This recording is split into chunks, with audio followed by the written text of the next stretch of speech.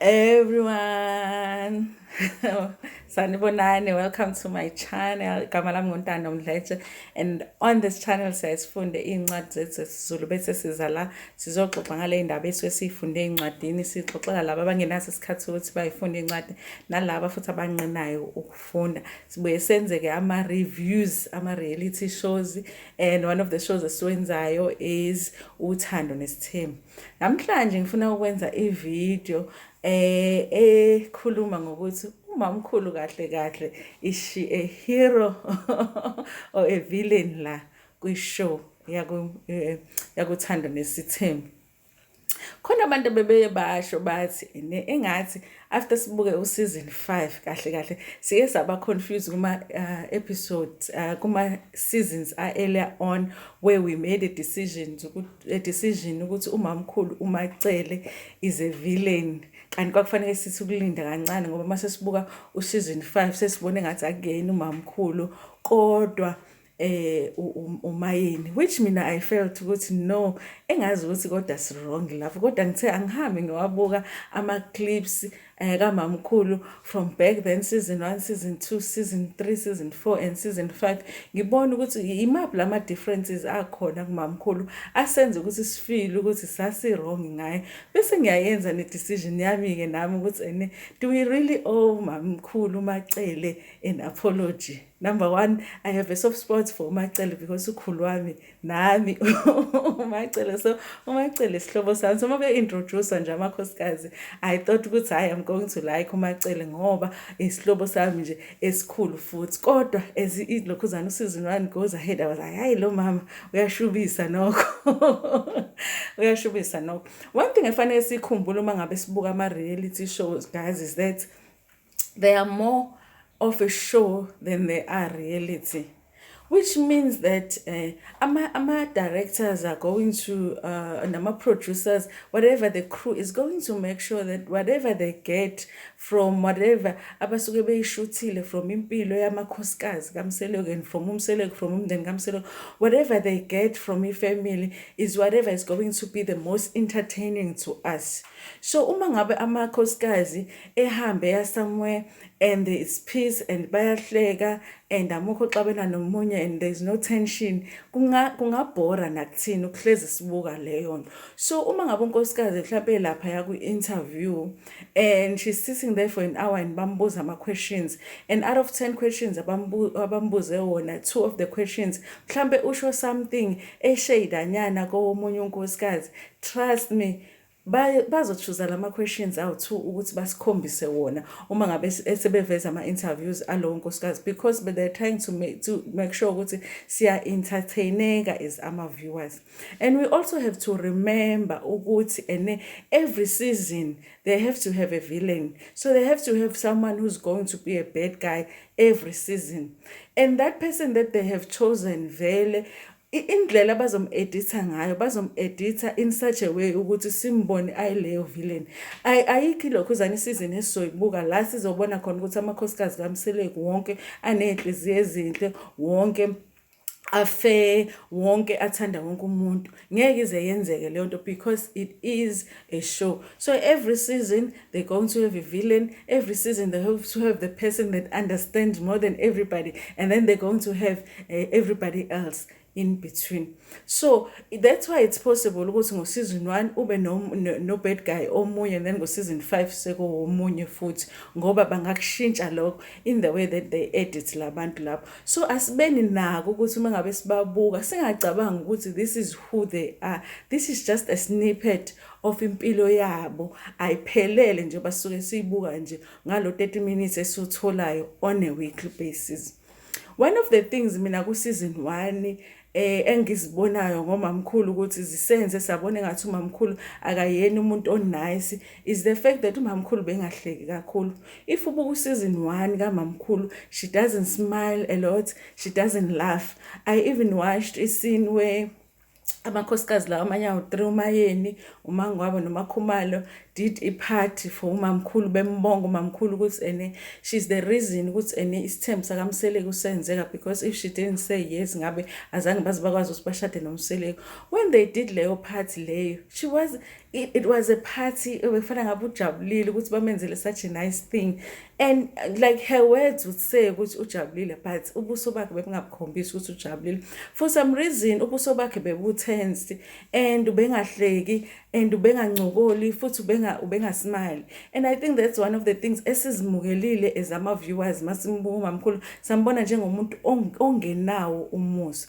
Kodwa we have to be mindful of the fact that season 1, it was the first time that family was in front of the cameras. It was the first time that bebelandelwa ama-camera. It was the first time because they had to do those interviews. If ubuka vele even la benza khona ama-interviews, ama-outfits abo ngo-season 1, i-makeup yabo ngo-season 1, the way they did their hair ngo-season 1 is totally different from now. It's like sebezibukile nabo ngo-season 1 and they have improved from season 1 to season 5. So it's different vele. So season 1, I feel like for all of them, we can forgive them for ama mistakes that they made season 1, because bebengakajwayeli ukuba kuma-cameras, bebengakajwayeli ukuthi for an example, uma ngabe ngicasula umuntu manje ngingasho ngingedwa ukuthi aha mani uyangicasula lo muntu bese yaqhamuka umuntu bese ngiyamsmilela, angithi lo muntu lo engimcasukele ngathi nxaha akangizwanga ngithi nxaha.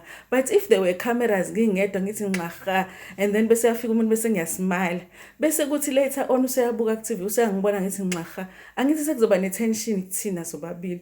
Season 1 was like that for them ukuthi khona izinto abebezisho bezenza and then bese ziyavekela on camera mase bebuya for season 2 sekunama-tension because of those things. So they needed to get used to camera, and I think that's one of the things that affected umamkhulu ukuthi it was the first time she was on camera.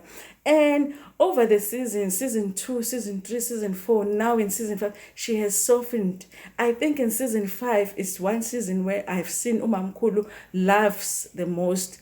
Uyahleka, even umangwabe was saying ukuthi umamkhulu nokumfonela nje ajoke naye amhlanyele amhlekise, which is something that we didn't know umamkhulu does even ama-cameras mayengekho, but we are getting to know her. So usoft this season, uyahleka this season, unomusa this season. She helps her husband more when it comes to trying to bring peace between amakhosikazi. But masibuyele emuva futhi kancane, one of the things mina engikhumbulayo ukuthi lo mama lona unjani kanti when they took a trip, I think the first trip abasikhombisa yona where all of the wives went back with trip, I think bebehambe nezingane, and then mase kufika lapha kwenziwa ama sleeping arrangements kwaba naleyo nalawo ma conflicts ukuthi kuzolala bani kuyiphi room, and then kwase kuba ne-issue yokuthi ubaba uMseleki uzolala namuphi unkosikazi, and kwaba ukuthi uMseleki uyasho ukuthi hayi vele makuthathwa ama-trip bezwa ngomamkhulu. Umamkhulu efuna ukuthi uMseleki alale naye, behambile for 5 days, umamkhulu efuna ukuthi alale naye uMseleki for 5 days, that's what's going to happen. And umamkhulu washo ukuthi yena ngeke abe nendoda ezolala next door ukuthi ulele in this room and then indoda yakhe ilele next door. Yabona, and she was giving us le attitude yokuthi mina angithathanga indoda yomuntu, abantu abathatha indoda yami. So abantu aba-understand ukuthi mangathi ngifuna into ethile efanele yenzeke, mangathi uMseleki uzolala nami namhlanje akayindawo namuntu ufanele yenze kanjani. And iyasenza leyo nto sambona umamkhulu as someone ongazi ukuthi u-selfish, ongazi ukuthi akabacabangela inconsiderate, ngathi manje uyakhohlwa ukuthi usesithenjini. Kodwa into ebesingayazi thina abangasitshelanga yona season 1 esesithola ngo-season 5, because season 5 uyasho umamkhulu ukuthi one of the things mina azenza bangabe uMseleki eyothatha ilokhuzana unkosikazi ethi uzothatha isithembu ukuthi wayevumelekile ukuthi yena asho ukuthi ama-boundaries akhe ami kanjani. I think uyishilo leyo nto even season 4 nake emisa umshado kaMakhumalo. Washo ukuthi ngangivumelekile ukuthi ngisho ukuthi okuthile angikuthandi, lokho ngizohamba ngigcine la, and ungangine freedom yokuthi ngisho ukuthi into engenza ngibe uncomfortable angizokwazi ukuyenza. So kahle for umamkhulu to say ukuthi listen masikwi vacation indoda yami izolala nami and nami kuphela. That was their agreement with the husband yakhe to say ukuthi yes uzosithatha isithembu, but anything that I feel uncomfortable with, like she says ukuthi mina yami indoda ngeke ilale next door. Even lapha eMzumbu uyasho ukuthi mina ngikwazi ukuhlala eMzumbu because ngeke ngikwazi ukuba nendoda elele kamakhelwane because leya mizi leya yabo yakhelene. So thina kwi-season 1 because we didn't have that information yokuthi umamkhulu benaye uMaCele babekade bevumelene ngokuthi ya ungasithatha isithembu but consider me kulezi zinto lezi izidingo zami nami azihambe phambili nanokuthi if I say ukuthi into ethile angikho comfortable ngayo ayizokwenziwa njengoba esho ukuthi ake washo ku-season 1 ukuthi akekho comfortable ukuthi indoda yakhe ngalala kwenye room nomunye unkosikazi uma ngabe bela ehotel indoda izolala naye kuyoze kuphele ilokhuzana. And it's holiday and it's nasambuka kabi umamkhulu ngo first season ngoba besingenayo information ephelele. Kuphinde futhi kuba useason 4 where umamkhulu eshada khona washada umamkhulu kwashada umayeni. Kuthe mase kufanele ushada umakhumalo umamkhulu waba umuntu omisayo uMaCele kwamisa wathi ngicela ukuthi ume ngeindaba zomshado. Sathi siyabuka thina sabantu ukuthi hawu lo mama lo ngoba nake yena eseshadile noma yena eseshadile manje useyamisa manje akasafuna umakhumalo ashade, which umakhumalo didn't say much ngako vele lokho.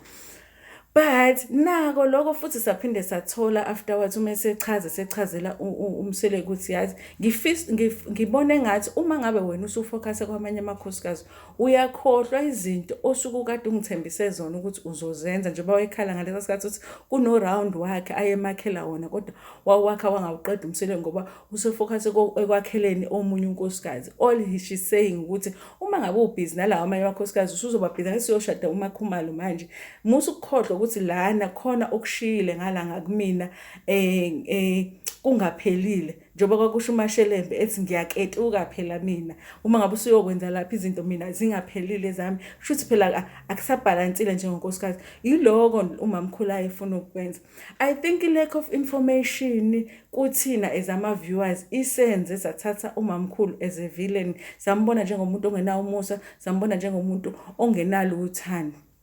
Kodwa one thing that stuck with me from season 1 kumamkhulu which made me feel like even if umamkhulu umuntu omubi but akekho mubi kangako was the fact that umamkhulu raised uSne. As I said in my other video ukuthi uSne ingane yomunye umakhosikazi kaMaCele unkosikazi owashona and then wamthatha inike umamkhulu waba uma wakhe as we know vele amaZulu senza kanjalo vele ingane yakhe vele uSne. But guys, we know ukuthi akukho lula ukuthi ukhulisa ingane ekungeyona yakho. It's even harder if uzokhulisa ingane kamnakwenu ingane kamnakwenu. So the fact that she was able to take in uSne and ngendlela abemthanda ngayo uSne, there is a conversation if you want to go and look for a clip then she has with uSne umamkhulu frustrated with the fact that uSne is not doing anything with her life, saying that I've done everything that I can to show you the way to lead you. I've done everything I can to correct you. Every month enze sure ukuthi umnika imali ukuthi agibela eclinic so that ezokwazi ukuthi ahamba ayoprevent to make sure ukuthi uSne akayitholi ingane yesibili. Wakhuluma noSne wazi wakhala. That's the way that she loves uSne umamkhulu. And then there was a scene where she actually went wahamba waya lapha yawubhuqune ubheka uSne la ebebi kwakhona ukuthi ukhona uSne eyomlando ukuthi uhlalele lana waye ungasahlala ekhaya uSne engafuni ukubuya. And all of those acts mina zingenze ngabona ukuthi really she takes uSne ezingane yakhe and ngeke uyizenze izinto ezinjalo ufu umuntu onenhliziyo. And on top of that umamkhulu is raising ingane kaSne. Niyakhumbula ukuthi ingane yokuqala kaSne is being raised by umamkhulu and she's raising ingane kaSne against ama wishes kaMaCele ngoba uMaCele kusaid ukuthi ingane engekho yala ekhaya fanele kuyokhulela kubo kwayo. I think bekusizwe nwane esho kanjalo uMaCele ukuthi anything that has to do with le ngane akafuni ukuzwa ngayo because umamkhulu uyena wayidecide ukuthi ingane uyayikhulisa. So bengafuni nokuthi umamkhulu ayibike inkinga eziphathelene nengane kaSne. That's how much of a mom maCele is to uSne. She's raising, uSne has said ukuthi uma has taken ingane yami wangikhulisela yona as if eyakhe.